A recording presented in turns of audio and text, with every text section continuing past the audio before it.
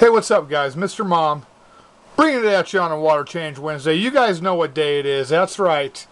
Bringing you the 15-gallon today, guys. Don't really bring you this tank very often. It's in my bedroom. I'll tell you guys right now, don't really want you in my bedroom that often, because this is where the magic happens, people. That's right. Mr. Mom Tanks is also a magician, guys. So this is where the magic happens, in my room.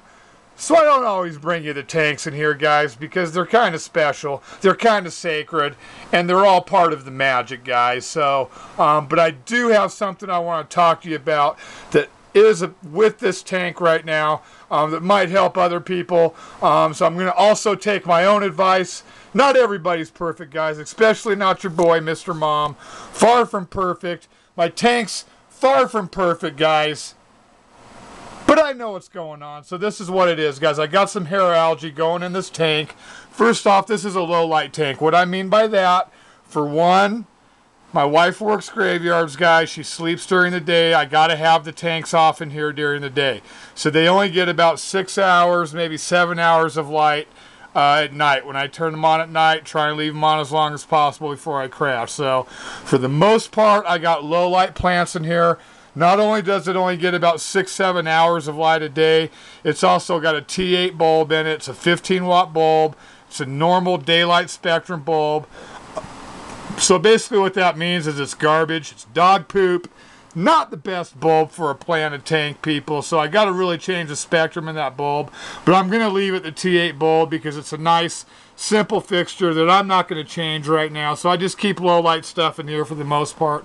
Short of maybe the Liliopsis grass back there, the micro sword. Kind of a medium light plant. Probably kind of want a couple watts per gallon to that stuff to really grow nicely. So that stuff may not stay. Look at this bad boy right here. He thinks he's hiding. He thinks we can't see him. But we can, guys. Big old bushy nose right there. You can't see how wicked he is because this camera's dog poop. But trust me, he's wicked, guys. He's top of the line. There's his butt. Check him out. Looking pretty cool. So basically, back to the hair algae, guys. Low light, garbage bulb. Not really enough hours with the type of light that I have on here. And then another big problem is I have no circulation in this tank, as you guys can see at the top of the water.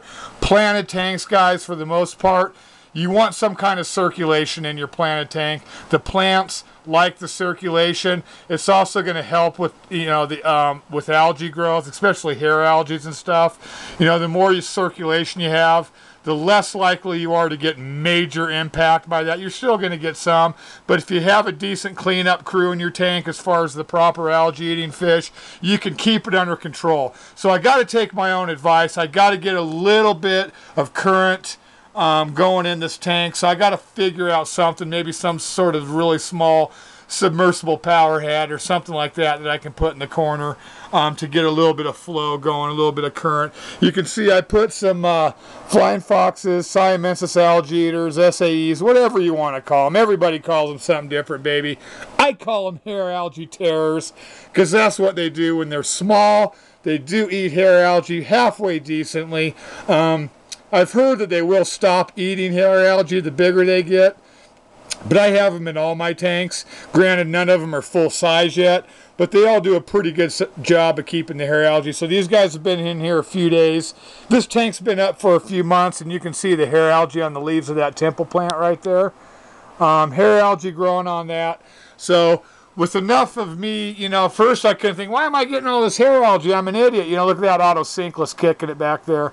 But it's not being me an idiot, guys. It's just not listening to your tank. Listen to your tank. It'll tell you what it needs, baby. So I sat here on my bed last night, stared at my tank for about 2 hours, and thought of what the differences were between the tanks that don't have hair algae in them and the tanks that do.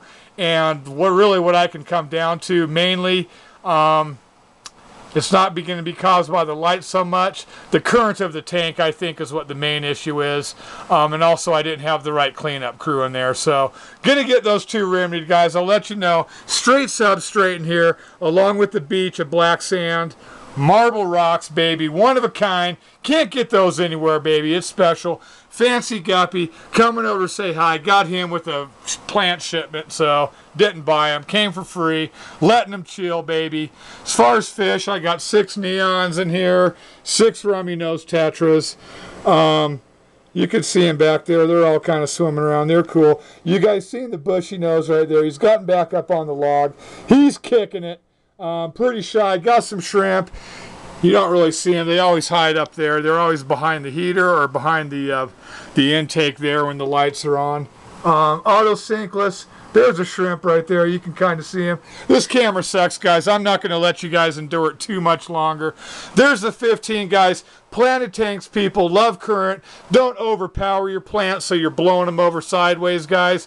But give them a little bit of current so the leaves and stuff are moving a little bit. As you can see in this tank, I don't have any of that, guys. I need to take my own advice. The Naniel Nubius does pretty good in here. Java Moss started here, spreading all the way up. Pretty soon it's going to be wicked and grow all the way over that log. So there's the 15-gallon, guys. Get current in your planted tanks if you don't have them already, especially in smaller tanks, guys, or you're going to have hair algae problems.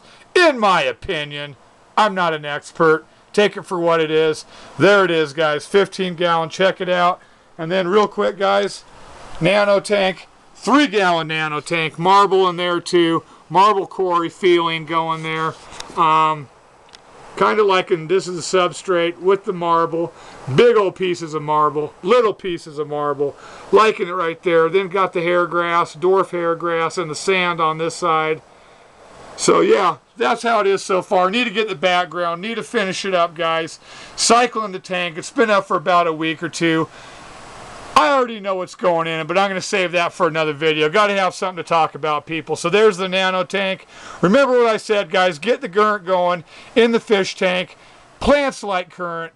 Plants like water changes too, people. Don't forget Water Change Wednesday. Thanks for watching, guys. Appreciate all the love. Mr. Mom Tanks. Peace.